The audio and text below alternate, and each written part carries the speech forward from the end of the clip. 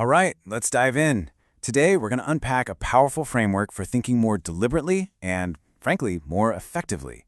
It's all based on the core ideas from the book Outthinking, and it's really about this crucial shift from just reacting to the world to actually, truly thinking. And this quote, wow, it just hits the nail on the head, doesn't it?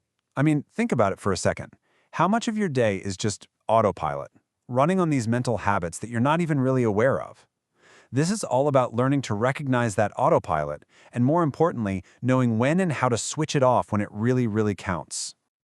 So, this brings us to what the source material calls the thinking gap. You see, the thing that separates truly great thinkers from everyone else, it's not really about IQ. It's about being intentional. It's about making the conscious choice to think instead of just reacting. But, and this is a big but, our own brains have these built-in enemies that make that incredibly hard to do. And here they are, the big three. First up, cognitive ease. Let's be honest, our brains are kind of lazy. They will always default to the simplest, most familiar answer available. Next, we've got social conformity. We are wired to agree with our group, our tribe, even when deep down we might feel the group is wrong. And finally, there's ego protection. Changing our minds can feel like a personal attack, so we defend our beliefs as if our very identity is at stake. These three are the bedrock of that reactive, autopilot thinking.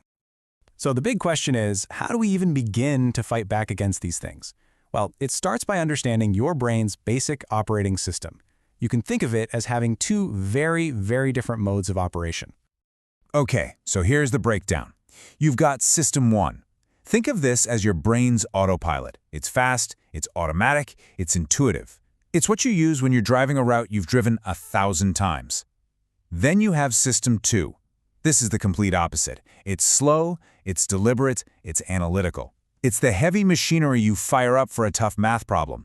Now the real deep thinking? That all happens in System 2. And our brain avoids it like the plague because it burns a ton of energy. Now look, the secret here isn't to try and live in System 2 all the time. You'd be absolutely exhausted. The real skill is knowing when to consciously flip that switch. And these are some of the most critical triggers.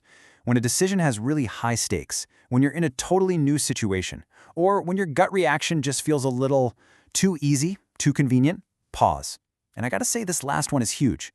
When everyone in the room is nodding along in agreement, that should be a giant red flag, a signal that it's time to fire up System 2 and start asking some tougher questions. Okay, so we know when to get deliberate, but how do we actually do it? Let's get into the toolkit.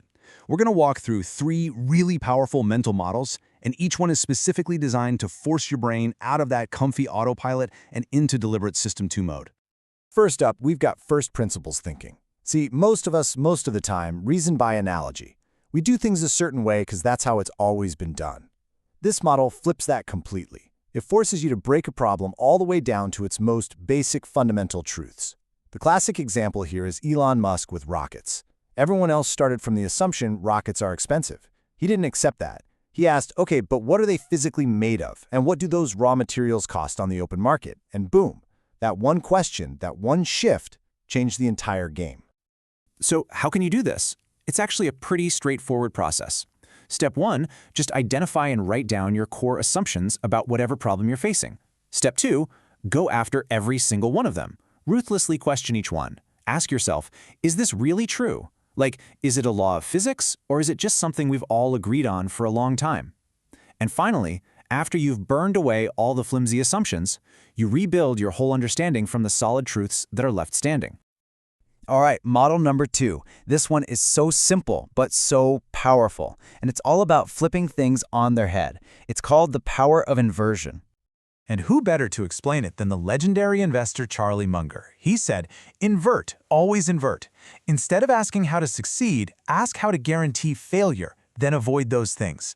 Basically, instead of trying to figure out the one perfect path to success, you ask the opposite. What would absolutely 100% guarantee that I fail? Let's make this super practical. Say your goal is to build a successful business. Okay, let's invert. How would you design a failed business? Well, easy. You'd make sure you have 0 customers, you'd burn through all your cash, you'd build a product nobody wants, and you'd hire a truly terrible team. See? All of a sudden, the path forward becomes way clearer. Just don't do any of that stuff. It works because it's so much easier to spot and avoid the big, dumb mistakes than it is to invent pure genius from thin air. Okay, our third and final mental model is all about seeing the future. It's a tool for developing the kind of foresight that lets you see the hidden consequences that almost everyone else just misses completely. And this is a big one. It's called second-order thinking. You see, a first-order thinker sees a decision and its immediate result. That's it. A second-order thinker always asks the crucial follow-up question. And then what? They don't just see the first domino fall. They play the whole movie forward to see the entire chain reaction. Here's a great example. A company decides to lower its prices. Okay, first-order consequence? Super obvious, and it feels good. You're going to sell more stuff. But what happens next? That's the second-order consequence. Your competitors see what you're doing, and they match your price cut. And then what happens? Third-order consequence. Now you're in a full-blown price war, and suddenly everyone's profits are in the toilet. See how playing that movie forward completely changes whether that first move was a good idea? All right, so these models are awesome, but let's be real, they take work. So, what's the one habit, the single most important thing you could start doing today to make all of this way easier? The one tangible action you can take right now? Well, it all starts with understanding a really important limitation of your own brain.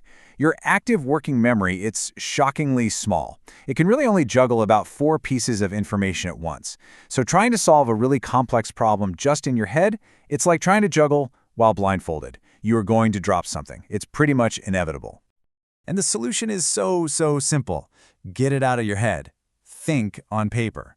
The moment you start writing, you'll immediately see the gaps in your logic that were invisible before.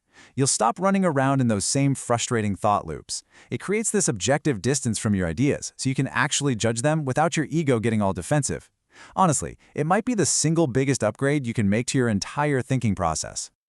You know, when you boil it all down, all these tools, all these habits, they're all pushing you towards one huge mindset shift. The goal isn't just to be right. It's not about defending your ego or winning an argument. The real goal is to find out what's true, even and especially if it means admitting you were wrong. It's about choosing curiosity over certainty. And that really brings us to the final most important point. Look, thinking better isn't some magical gift you're born with. It is a skill. And like any skill, you only get better with practice. The frameworks are right here. The tools are ready to go. So the question isn't, are you smart enough or are you capable? Of course you are. The real question is, are you willing to do the work?